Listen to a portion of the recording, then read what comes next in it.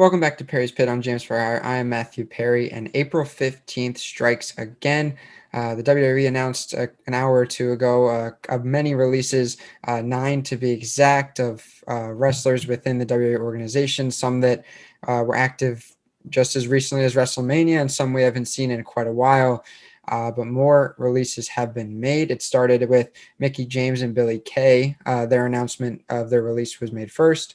WWE, they made the whole "we wish them the best in their future endeavors" little press release and went from there. I'll read you the whole list and I'll have it right here next to me. Mickie James, Billie Kay, Samoa Joe, Peyton Royce, Kalisto, Tucker, Chelsea Green, Wesley Blake, and Bo Dallas. Now, there's some names in there that we haven't seen on TV in a while. Bo Dallas, Wesley Blake, Chelsea Green are three of them. Chelsea Green had been injured. Wesley Blake was off TV.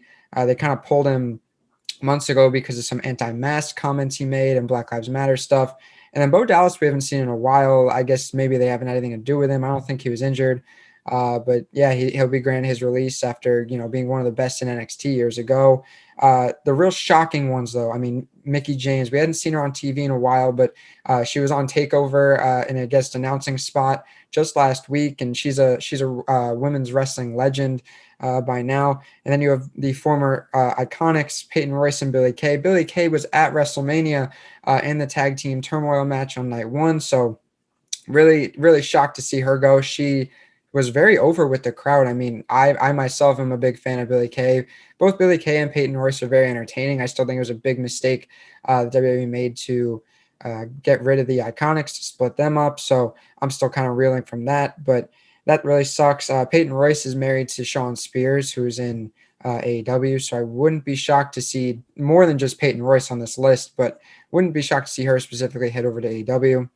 Samoa Joe is a big surprise. I know he had been dealing with some kind of injury, but he'd been out for months just doing announcing, and he announced at WrestleMania as well. So really weird seeing him go. I mean, maybe they didn't think they had a spot for him, or maybe they were just tired of waiting for him to heal up. I don't know, but Samoa Joe is a probably you could call him a legend at this point for what he did in TNA, and he had a good run in WWE before injuries got the best of him. But hopefully we see Samoa Joe actually wrestling somewhere sometime soon because he's really fun to watch.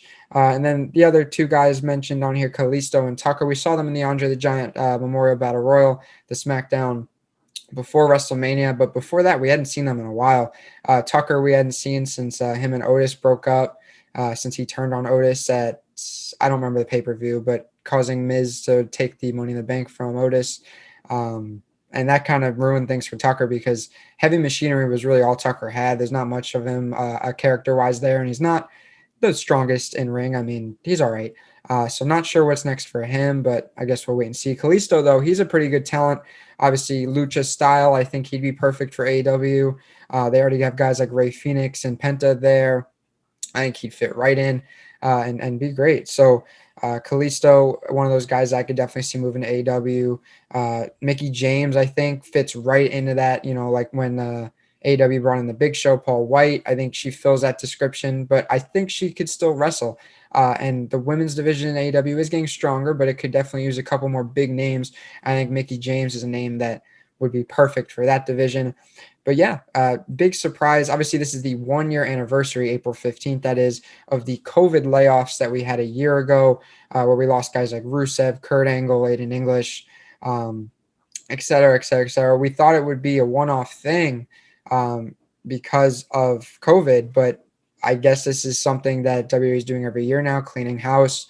WWE is obviously a organization full of depth. So many of the world's best wrestlers reside in WWE, and not a lot of them get the chance to shine on TV. So, I mean, this provides an opportunity for all nine of these men and women to go out there and find work in another organization and really show what they can do. Because, like I said, a bunch of these guys hadn't seen TV time in quite a while. So this provides an opportunity for them, as much as it does suck. And hopefully one day I see people like the Iconics and Mickie James come back to WWE because, they're fantastic and I really enjoyed seeing them. But yeah, it is what it is. Like I said, it's an opportunity, and hopefully this is it. Hopefully there aren't any more names. I'm not really expecting any more. I think this is it, but obviously a year ago there were a lot more than nine. So we'll wait and see. I'll keep you guys updated. I won't make another video, but be sure to check out our Twitter, our Instagram. I might post a little something on there. Those links will be in the description, and be sure to subscribe because I do bring you guys WWE news when it comes through my feed, and I bring it to you guys. So yeah, that's about it. 9 wrestlers release, a couple bigger names, and hopefully that's it. But for Perry's Pit and GMs for Hire, I've been Matthew Perry, and I'll see you guys next time. Thank you for watching.